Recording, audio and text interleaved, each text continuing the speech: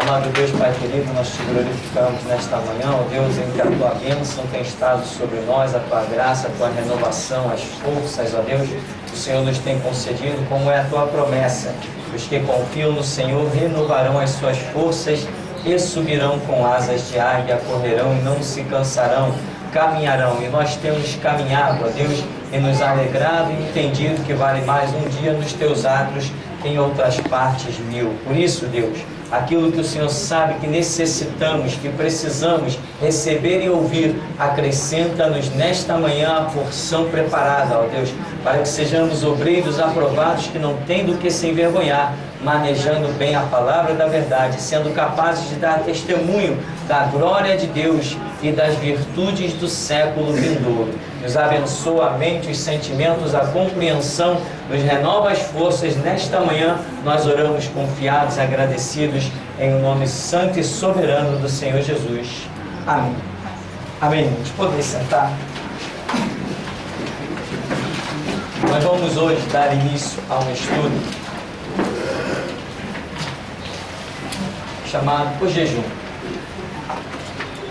Muita gente busca saber como se jejuar, né? As pessoas, durante toda a minha história de cristianismo, 23 anos, as pessoas procuraram saber como é que se jejua. Era a grande pergunta em todas as denominações onde eu conheci alguém. A pergunta era: como que é o jejum? Como é o jejum verdadeiro? Que hora se deve jejuar? Tem dia para jejuar? Enfim, por que essa pergunta? Por que tanta dúvida? Porque ninguém nunca, jamais definiu a questão de jejum. Simplesmente porque a Bíblia não define a questão de jejum de acordo com o que muitos pensavam. As pessoas nunca se perguntaram: será que devemos jejuar? Não, elas só perguntavam o seguinte: como se deve jejuar? Porque na cabeça delas já se deveria jejuar. Mas na doutrina de Jesus Cristo, nós não encontramos regras para jejum. Nós vamos examinar alguns textos bíblicos, porque a grande polêmica desse assunto é devido à disponibilidade de gráficas erradas e má interpretação de contextos. Por exemplo, logo que você abre aí a apostila, depois da matéria de tipologia que tivemos na semana passada, você se depara com uma xerox. Isso é uma xerox, você está vendo aí, da própria Bíblia. Diz o Testamento de Jesus Cristo, traduzido em português por João Ferreira de Almeida. Aí diz, versão revista e atualizada no Brasil.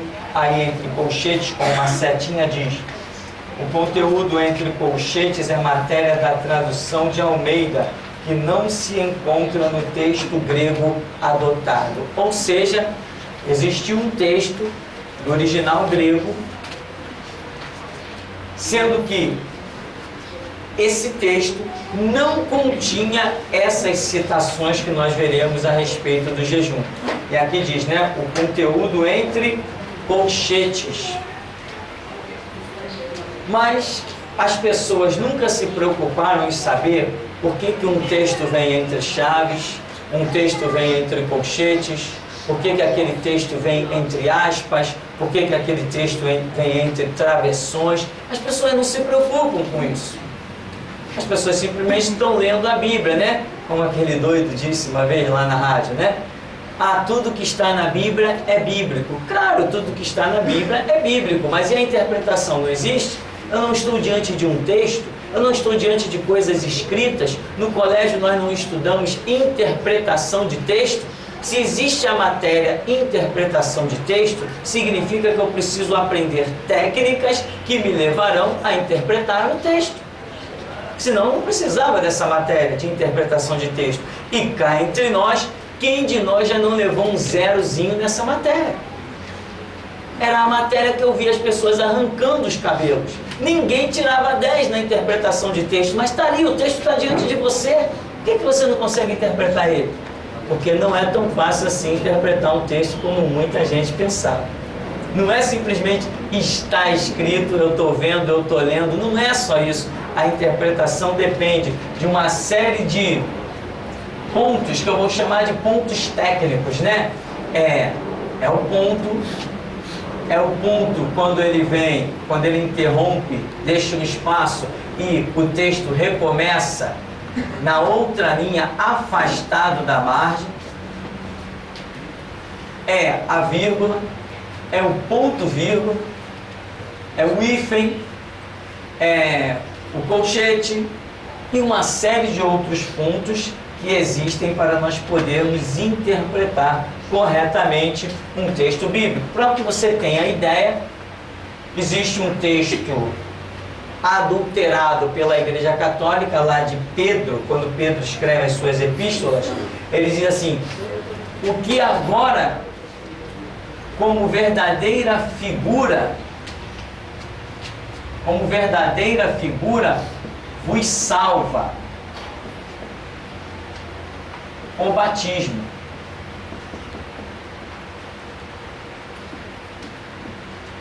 Aí ele continua o seu texto. A Igreja Católica fez o seguinte: verdadeira figura vos salva, o batismo. Então dá a entender que o batismo salva. Muita gente interpreta dessa maneira. Mas o original diz: o que verdadeira figura vos salva, vírgula, o batismo não do arrependimento, quando Pedro vem explicando uma série de situações. Então, quando lemos na tradição verdadeira, está claro que batismo não salva, mas quando lemos na tradução católica, dá a entender de que Pedro estaria dizendo que o batismo salva, quando na verdade Pedro não está dizendo que o batismo salva. Qual a diferença do texto? Uma vírgula, mudando toda uma doutrina e toda uma história. Tem um outro texto que, quando Jesus está na cruz, ele diz assim: em verdade, quando ele fala para aquele ex-ladrão, em verdade te digo, né? Hoje, em verdade te digo hoje, vírgula, estarás comigo no paraíso. Tradução das Testemunhas de Jeová. Em verdade te digo hoje, estarás comigo no paraíso. Quando que ele vai estar no paraíso? Ninguém sabe. É futuro. Estarás comigo no paraíso. Em verdade te digo hoje, vírgula, estarás comigo no paraíso. Quando? A versão verdadeira diz: em verdade te digo que hoje mesmo estarás comigo no paraíso. A versão da Testemunha de Jeová retirou o que? Retirou o mesmo, jogou uma vírgula e colocou o estar no paraíso como aquilo que eles acreditam de uma restauração da terra e que o paraíso será um paraíso terreno. Baseado nesse versículo, jogou uma vírgula, mudou toda a história. Por quê? Porque estes símbolos fazem parte da interpretação bíblica. Então, os símbolos estão aí na sua Bíblia, na minha Bíblia, em várias versões, e você tem que saber por que eles estão aí. Quantos já se deram o trabalho de ler a primeira página da Bíblia, não da Bíblia, da gráfica, né?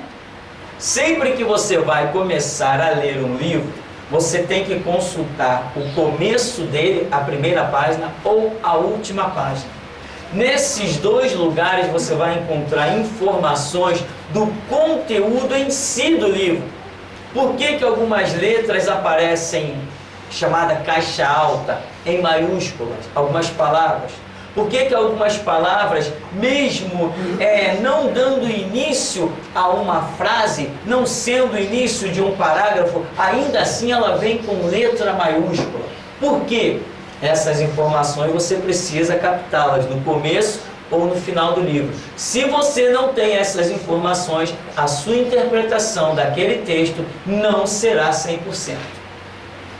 Português, interpretação de texto, não é coisa tão fácil como muita gente supõe por aí, né? Não, eu li, está escrito na Bíblia. Ó, o Filipe, né, perguntou para o eunuco: entendes tu o que lês?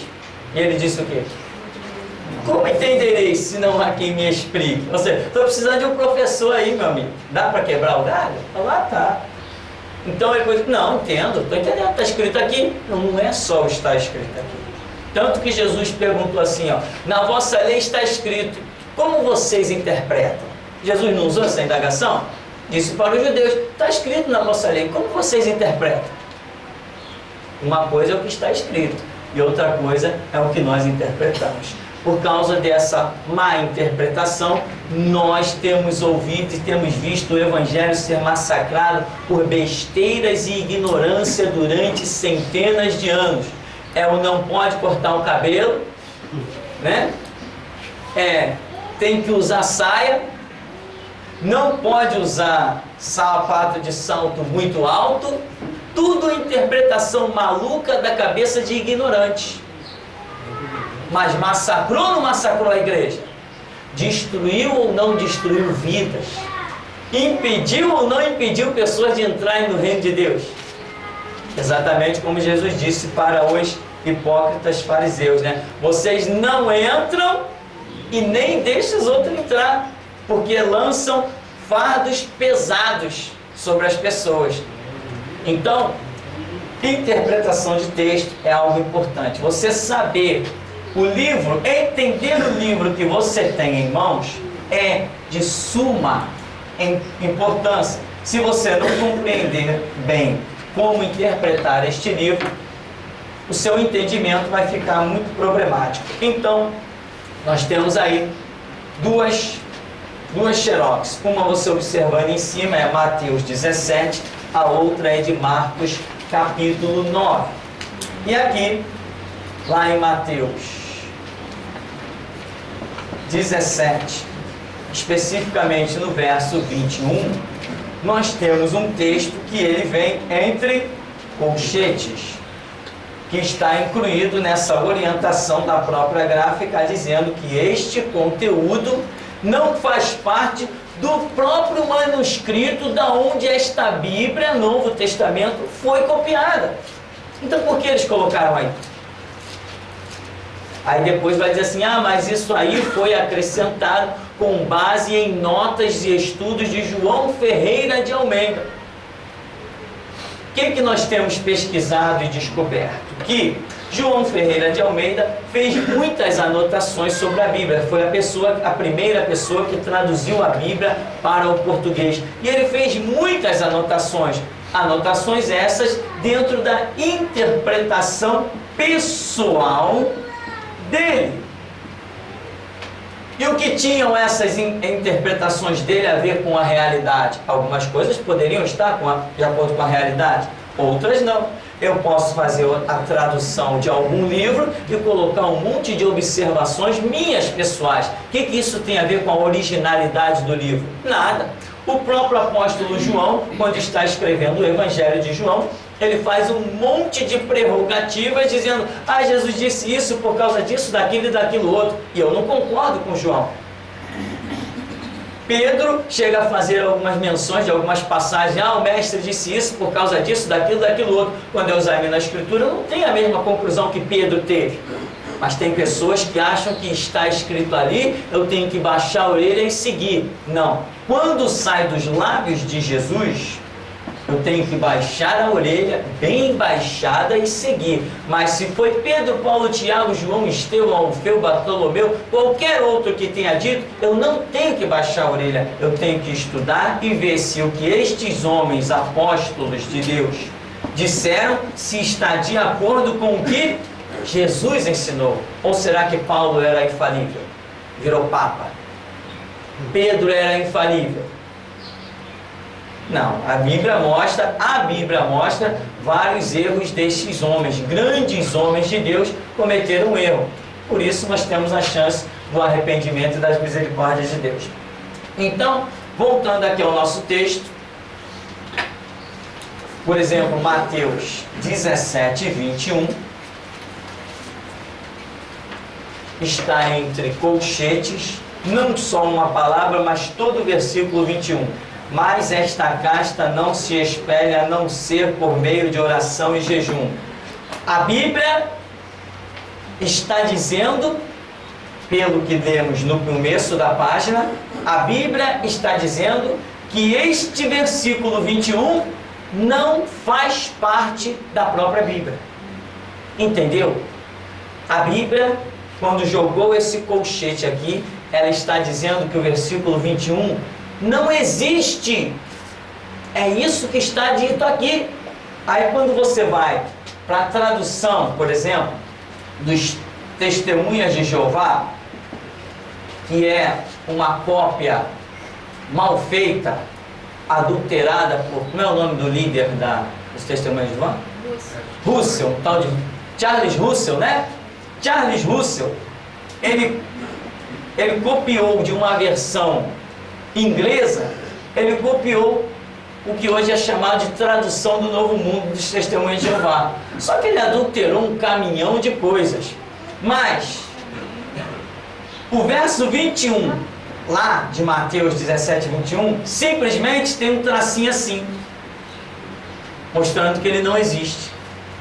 Quando nós vamos, hoje, se você for à Sociedade Bíblica do Brasil e comprar a Bíblia na tradução da linguagem de hoje, quando você abrir lá em Mateus 17, no verso 21, você vai ter uma surpresa. Simplesmente vem um tracinho. Ele não existe lá também. A versão, aquela versão católica, como é que chama? A Vulgata, verso 21, não existe.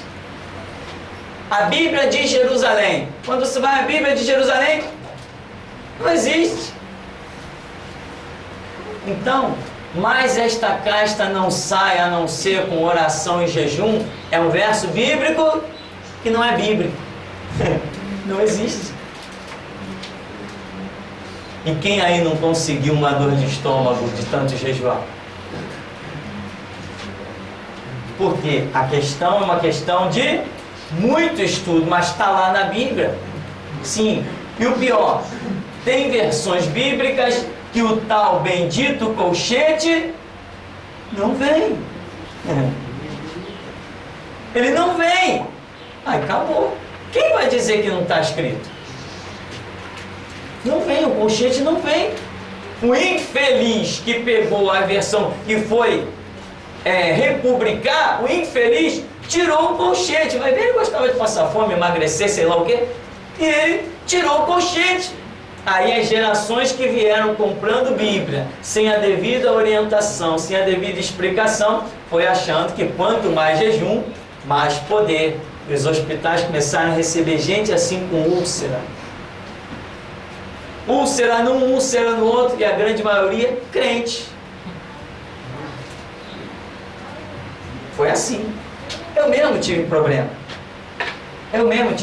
Depois Deus curou. Mas eu tive um problema de tanto que eu acreditava. Estava escrito. Ninguém me disse que não estava escrito.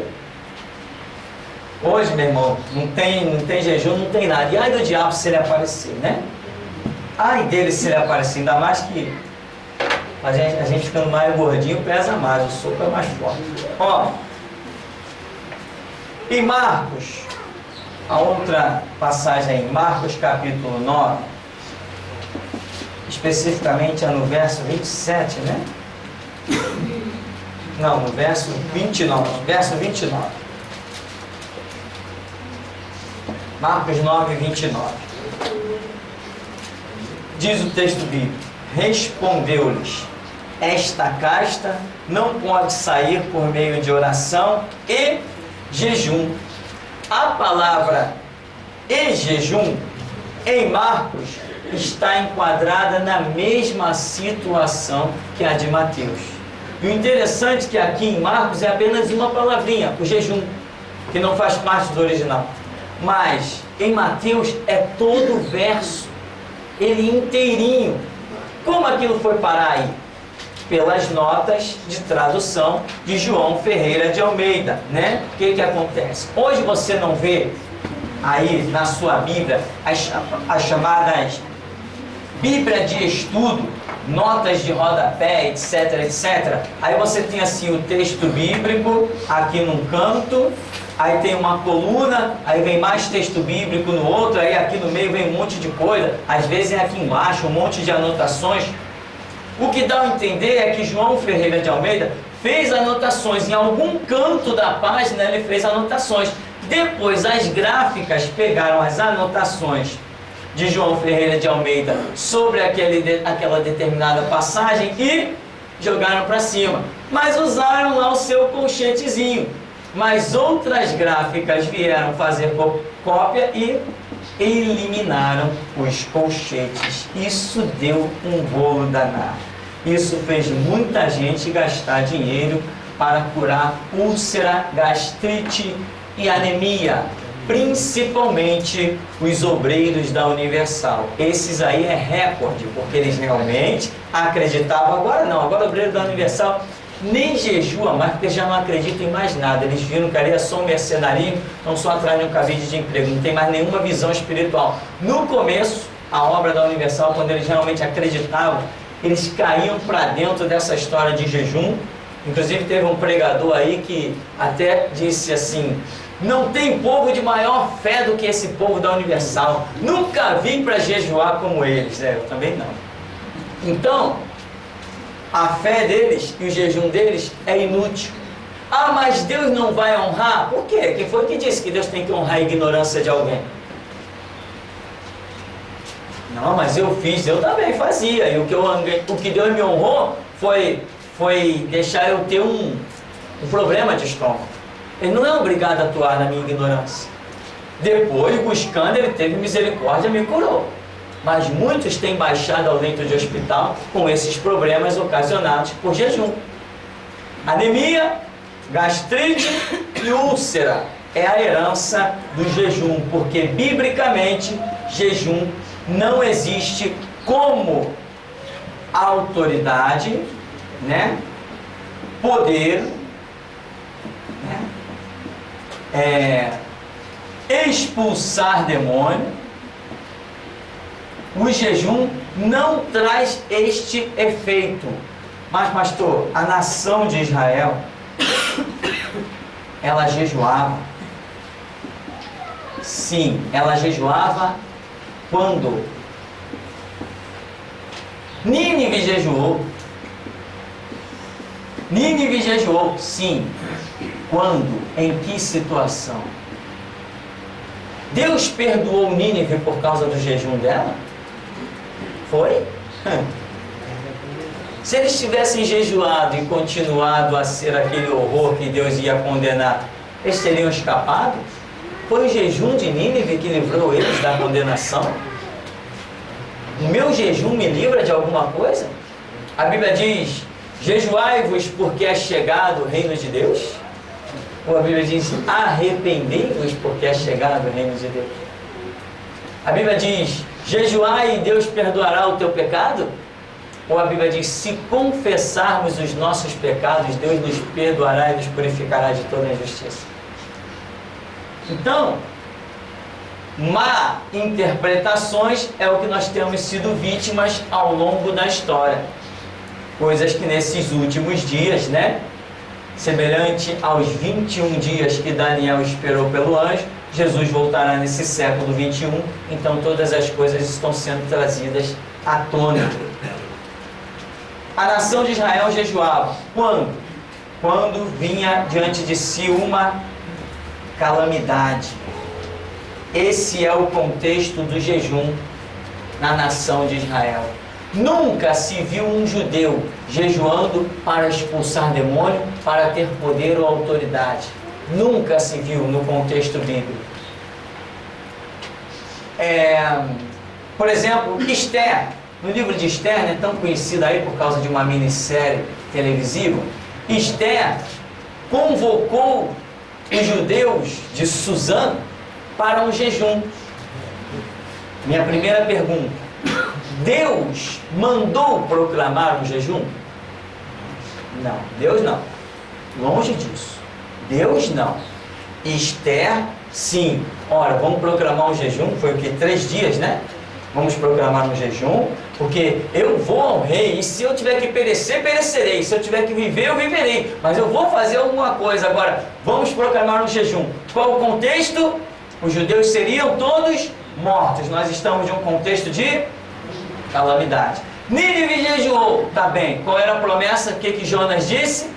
Deus vai destruir isso aqui. Então, estamos diante de um contexto de calamidade. Sempre que o contexto é calamidade, o que acontece? O povo entra em contrição e para demonstrar, Deus não pediu jejum em Nínive, Deus não pediu jejum em Suzã, com o rei Assuero, lá Esther, Deus nunca pediu à nação de Israel jejum, não há nenhum contexto, não existe na Escritura nenhum mandamento para que o povo jejue nem um dia sequer. Quando Deus criou Adão, não deu a ele nem um dia para jejuar. Ao contrário, tá aí Adão, come, bebe, folga, vive a tua vida. Então, quando o contexto era calamidade, a nação de Israel caía em pranto e em jejum. Eles achavam que dessa forma iam demonstrar a sua contrição diante de Deus. Mas alguma vez Deus disse, vi o teu jejum e desci para te livrar? Vi o teu jejum e vim te dar livramento? Nunca!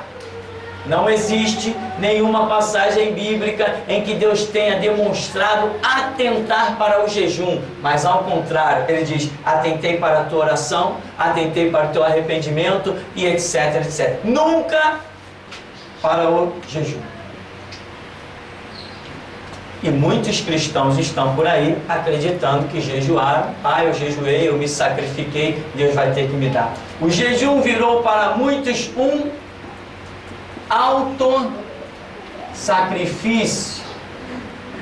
Então ele acha que ele tem que ser recompensado. Opa, se eu acho que eu tenho que ser recompensado por um sacrifício meu, então eu já não estou debaixo da graça. Aí é que está o perigo sério. Se eu tiver atitudes que me tirem debaixo da graça, eu estou frito. Acabou para mim. Porque a Bíblia diz, pela graça sois salvos. Isto não vem de vós, é dom de Deus. Não vem das obras, para que ninguém se glorie. Então, se eu sair debaixo da graça, aí eu estou perdido. O que é graça? É eu olhar para o sacrifício de Cristo, para o sangue de Cristo derramado, eu credibilizar este sangue, esse sacrifício e ir adiante. Mas se eu não consigo ir adiante só olhando para Cristo, eu estou perdido. Estou terrivelmente perdido. Não, eu jejuei, agora eu estou justificado diante de Deus. Opa, eu anulei o sangue de Cristo pelo meu jejum, pelo meu sacrifício, pelo meu autoflagelamento, seja lá o que for. Então eu caí da graça, aí mesmo que eu estou perdido. Quando eu ajo por fé, significa que eu estou credibilizando a cruz de Cristo, a sua obra redentora em meu favor. Mas se eu não agir por fé nesse contexto, se eu quiser fazer alguma coisa, como por exemplo me sacrificar para me achar justificado diante de Deus, se a minha fé estiver dependendo do meu sacrifício, da minha flagelação, eu estou perdido, eu não estou vivendo a graça. Eu estou criando uma própria lei para o meu ser, para a minha estrutura, e eu vou obedecer. Deus não vai anular o sacrifício do seu filho para atentar para o meu sacrifício. Longe dele tal coisa. Até mesmo, pastor, quem jejum, antes de entregar o jejum, vai dobrar o joelho e orar. Então o que vale é a oração, não é o jejum. O jejum não presta para nada. Por que tem que orar? Então só faz o jejum e não ora. Exatamente. Espera as bênçãos. Justamente uma vez uma pessoa falou assim para mim, não, mas eu já consegui muitas coisas através do jejum. Eu falei assim, vem cá, e por acaso quando você jejua, você ora também? Não, oro, claro. Eu falei, então, o que Deus olhou? O teu jejum ou a tua oração? A pessoa falou assim, não, Deus olhou os dois. Olhou tanto meu jejum quanto a minha oração. Eu falei, então vamos fazer o seguinte, só jejua e não abre a boca em oração. Vamos ver o resultado. Vamos ver se Deus vai olhar mesmo para o teu jejum. Deus não opera por regra que Ele não tenha criado. A regra é dele, Ele é o caminho, Ele é a verdade, Ele é a vida. E não adianta que fora das regras dele, Ele não vai operar de forma alguma. Então, quando você examina, está aí esses textos na própria xerox de Bíblia que nós colocamos, esses textos não fazem parte do original. Aí uma vez um camarada disse assim, esse cara está querendo dizer que o que está escrito na Bíblia não é bíblico. Um louco aí disse isso. Negativo, ao contrário. Eu estou querendo dar a correta interpretação daquilo que está escrito na Bíblia. É isso que eu estou querendo fazer. Então, não está aqui? Os colchetes, etc, etc. Está aqui entre colchetes, está aqui entre colchetes.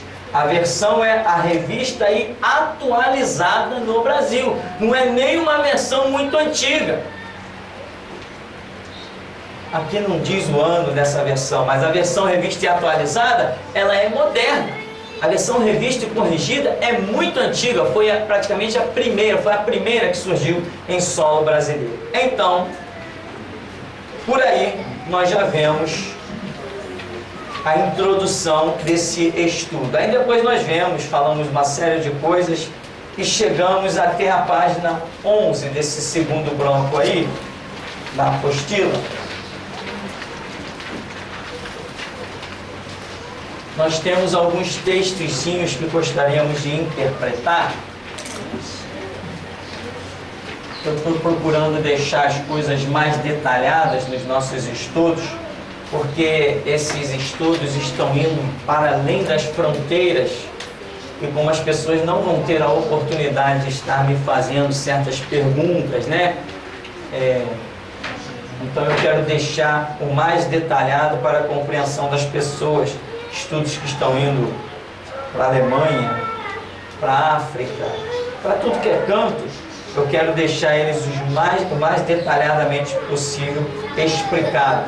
E aqui então diz, nessa página 11, lá no item 1, lá embaixo, diz: jejum é uma determinação de alguém em abster-se de gênero alimentício. É a própria pessoa que se autoprograma ao fato. E depois diz, 2, ficar sem comer pode não representar um jejum, determinação pessoal, mas um envolvimento em uma dada situação em que o ser humano foi submetido à abstinência, até mesmo por ficar impossibilitado de lançar mão de alimento. Quais são as questões aqui? Nós queremos lembrar de Moisés e o que foi tipificado por ele, Jesus Cristo. Você lembra que Moisés foi chamado por Deus ao monte? E lá ele esteve por quanto tempo? 40 dias e noites. O que ele não fez lá? Ele não comeu, ele não bebeu e ele não dormiu, pelo que entendemos. Jesus também foi ao deserto e lá não comeu, não bebeu e não dormiu. É o que entendemos até que se prove o contrário. Situações impossíveis a seres humanos. E aqui nós estamos falando de 2 seres humanos, pois a Bíblia diz a respeito de Cristo Jesus nosso Senhor, que o Verbo se fez carne e habitou entre nós. Essas 2 situações, as pessoas dizem, mas Moisés jejuou e Jesus jejuou. Aí quando se examina a respeito de Jesus, o Evangelho de Mateus, um bom judeu, ele diz assim: e naqueles dias em que Jesus foi levado pelo Espírito Santo, veja que ele foi levado, conduzido pelo Espírito Santo ao deserto, ele jejuou durante 40 dias e noites. Mas Lucas, bem mais evoluído nas suas concepções mentais, pois era um médico, apesar de também ser judeu, mas era médico. Mateus diz que ele jejuou, Lucas fala do mesmo episódio e diz que ele simplesmente ficou sem comer. Ora, existe diferença para alguém que jejua e alguém que fica sem comer? O produto final é o mesmo, estômago vazio. Esse é o produto final, é igual. Mas o que leva a pessoa a isso São dois caminhos diferentes. Aqui, Mateus diz, jejuou. Ora, se ele jejuou, então ele teve a intenção de ficar sem comer. A intenção de ficar sem comer é chamada jejum. Mas aqui Lucas diz, ele ficou sem comer, mas não diz que ele jejuou, ou seja, ele não teve a intenção, mas ele foi levado pelo Espírito ao deserto, chegou no deserto, não tinha o que comer, não tinha o que beber, e ali Jesus fica, levado por uma situação em que ele não tem recurso, num deserto. Assemelhou-se a quem? Assemelhou-se a Moisés, em que Deus diz assim, Moisés, Deus dizia constantemente, Moisés, sobe o monte que eu quero falar contigo. Tá bom, Moisés subiu o monte, Deus falava, no mesmo dia ele descia. Moisés, sobe o monte que eu quero falar contigo. Moisés subiu o monte, Deus falava e ele descia. De repente Deus diz assim, Moisés, sobe o monte que eu quero falar contigo. Moisés sobe o monte, não desce mais. 40 dias, 40 noites, sem comer, sem beber, sem dormir. Moisés se programou? Moisés teve a intenção de fazer um jejum? Não. Durante esse tempo em que Deus fala com Moisés, dá as tremendas revelações das coisas que seriam edificadas, tabernáculo, arca da aliança, como ia conduzir o povo. Quem sabe se ali Deus não deu revelações a Moisés sobre a criação do mundo, como ele narra em Gênesis. Não sei o que Deus mostrou ali a Moisés nesses 40 dias e 40 noites. Mas Deus convocou Moisés a um jejum? Não. Moisés disse que ia jejuar? Não. Ele subiu o monte com essa intenção? Não. Então, Moisés ficou sem comer, igual a Lucas fala a respeito de Jesus. A interpretação de Mateus está errada quando ele usa a palavra jejum, porque Jesus ali não teve intenção nenhuma de jejuar. Deus sustentou Moisés 40 dias, como sustentou Jesus 40 dias nessa situação, né, tremenda. Deus sustentou pelo seu poder. Ele operou ali com o seu transcendentalismo, né? Ou seja, é aquela capacidade de Deus de exceder a toda regra. Nós podemos ficar 20 dias sem comer? Não. Mas Deus pode nos sustentar 20 dias sem comer? Sim. Foi o que Deus fez com Moisés. Nós temos condições de ficar 40 dias sem comer? Não. Sem beber água? Aí então nem se fala, né? Um dia sem beber água, eu acho que já estamos desmaiando, que dirá 40 dias. E sem dormir? E nós temos um outro personagem, chamado Elias.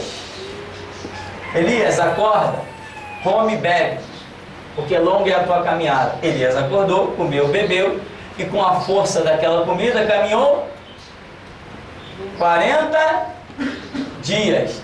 Não comeu mais, não bebeu mais nada e foi direto para o Monte Horebe. Entendemos que também não dormiu, não parou mais até chegar no Monte Horebe, o Monte de Deus. Isto é o que eu entendo a respeito da questão do jejum, né?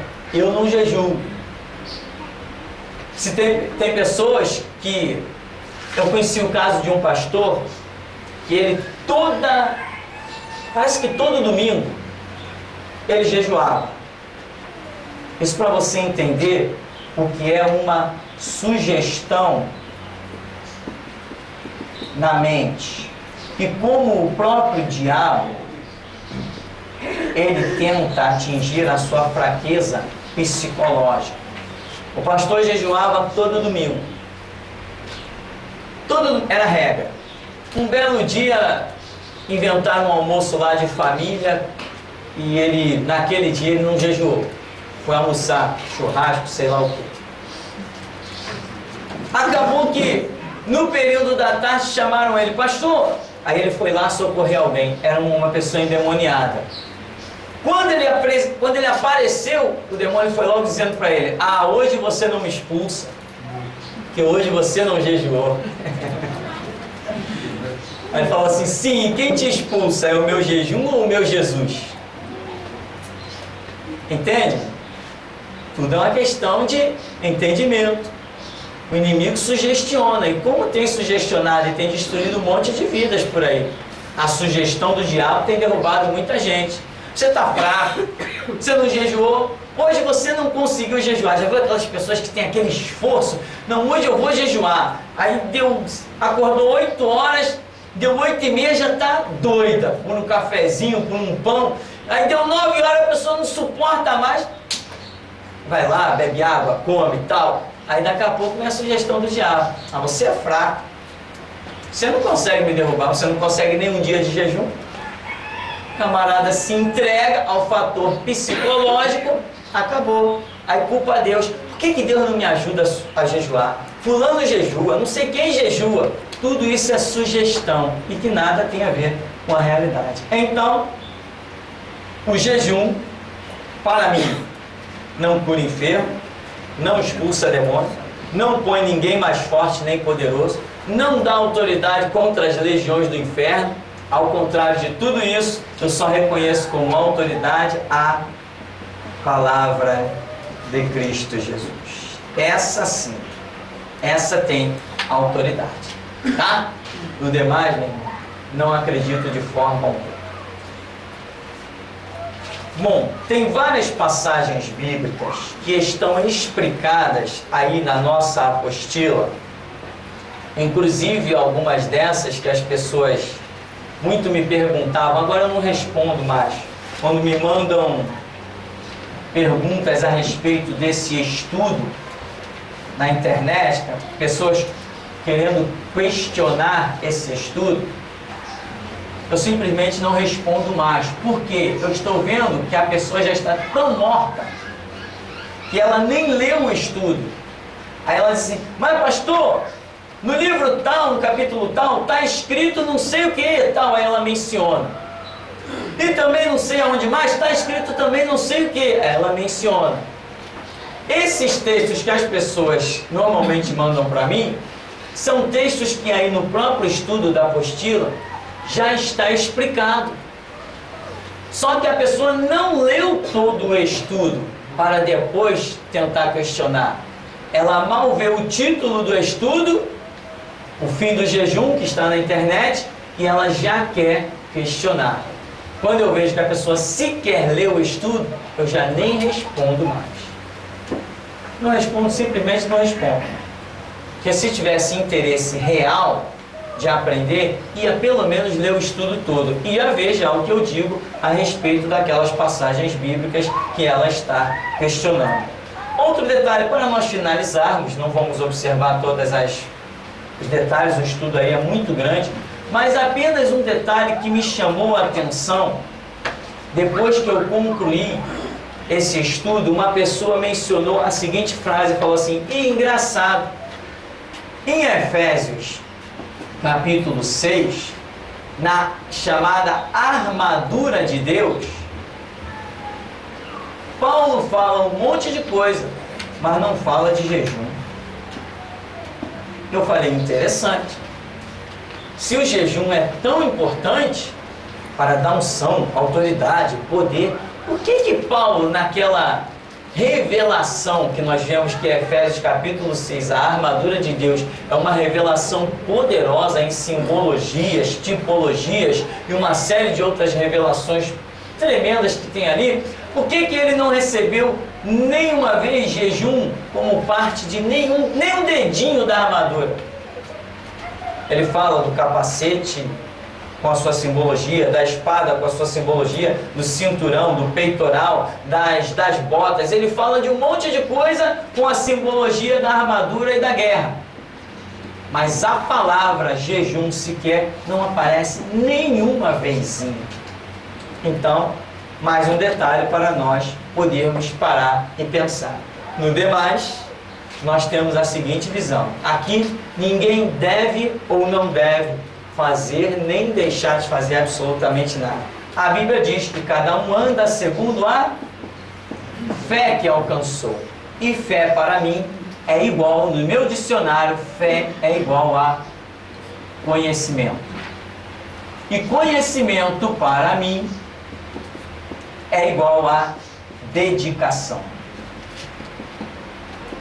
Nem todos se dedicam à mesma coisa. Tem gente que contenta-se em apenas pegar a sua Bíbliazinha, ir para a igreja, chega em casa, joga lá para qualquer canto, no outro dia de culto, vai lá, pega ela, traz para a igreja. Ah, o pastor hoje leu um versículo até abençoado, leu um capítulo inteiro. Ah, hoje eu estou mais alimentado do que nunca, né? Tem gente que é assim. Então, alguém quer jejuar? Bom jejum. Não quer jejuar? Não jejue. Eu apenas estou passando aquilo que eu acredito que seja conhecimento de Deus e cada um ande segundo o conhecimento ao qual se dedicou. Amém? Perguntas para encerrarmos?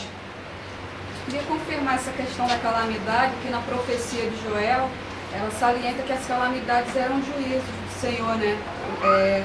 Os conceitos de ruína, arrependimento e também de restauração, porque em Joel 2,12, o Senhor ele convoca a nação ao jejum, falando que ainda assim, agora mesmo, diz o Senhor, convertei-vos a mim de todo o vosso coração, e isso com jejuns, com choro e com pranto. Quer dizer, o texto está dentro de um contexto geral. Isso, exatamente. Não fala de calamidade. O contexto aí, poderoso, quer dizer, Deus está trazendo um juízo, demonstrando um juízo fortíssimo. Ele está falando agora, faz tudo isso aí, ó. Convertam-se, veja bem, convertam-se a mim.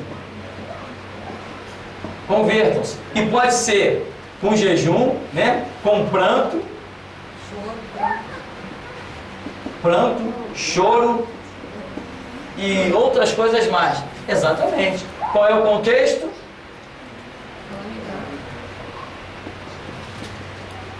Calamidade. Muita gente não entende isso aqui, ó, o contexto. Aí quando alguém, por exemplo, uma vez me questionaram a respeito desse texto, e eu falei assim, tá, se você não consegue compreender esse texto, vamos voltar então, vamos procurar achar antes desse. Se Deus aqui cobra um jejum, então significa que antes ele tenha obrigatoriamente que ter dado um mandamento. Vamos em busca do mandamento. Não achamos o mandamento. E aqui é contexto de calamidade. Mas pastor, Daniel jejuou. É possível até que Daniel tenha jejuado. Mas a Bíblia diz que Daniel orou 21 dias. É possível até que ele tenha jejuado, era o costume deles. É possível até que tenha jejuado. Mas o anjo, quando se manifesta, diz, Daniel, desde o primeiro dia do teu jejum, eu fui enviado. Daniel, desde o primeiro dia da tua oração, eu fui enviado. E eu vim por causa das tuas palavras. Então tem que examinar. Tem que examinar isso, ok? Dentro desse contexto de calamidade, que até induz a pessoa, de repente, de uma forma natural, não fabricada, a jejuar, se a gente analisar a natureza humana, nem todo mundo age dessa forma, porque tem até pessoas que compulsivamente passam a comer bastante diante de uma calamidade. Então ela sairia um desprestígio diante de Deus, se fosse uma regra, né? Certo. Então, existe, realmente o jejum está abolido de qualquer situação de bênção. Existem essas duas vertentes realmente. Tem pessoas que quando se vê diante de uma certa pressão psicológica, ao invés de perder a vontade de comer, né? Ela perde a vontade, outras não. O homem que parece um trator gigante. Acontece. Às vezes, quando eu estou nervoso, eu começo a comer uma coisa aqui, começo a comer uma coisa ali, fico meio nervoso, alguma coisa está na minha cabeça assim, eu tenho que tomar uma decisão. Aí eu começo a rodar pela cozinha, começo a rodar, abro o armário, é uma reação. Agora, eu mesmo já tive situações em que, por exemplo, quando eu fui preso, os 18 dias de prisão, nos dois primeiros dias de prisão, o impacto foi tanto que nos 2 primeiros dias de prisão eu não comi e nem bebi nada. Não comi e nem bebi nada nos 2 primeiros dias de prisão. Aí eu conversei com um rapaz que se tornou amigo nosso lá. Eu falei assim, rapaz, uma coisa incrível, eu estou aqui há 2 dias, não como, não bebo. Ele falou, é assim mesmo. Eu, quando fui preso, o impacto foi tanto que eu fiquei 3 dias sem comer, sem beber, sem fazer absolutamente nada. Eu falei, então é normal. Ele falou, não é normal. Quando você se refazer do fator psicológico e entender que você está preso, a sua vida, ele falou assim, Brinda Rio, a sua vida vai voltar ao normal. Voltou ao normal, não tão ao normal, mas voltou depois. Passamos a comer, beber, contar até piada. Né? Então, existem essas coisas que acontecem. Você pode ser movido a perder a vontade de comer, ou você pode, de repente, devorar tudo que vem pela frente. Existem os 2 fatores que incidem na personalidade nossa de seres humanos. Amém? Vamos dar uma paradinha e já já a gente volta?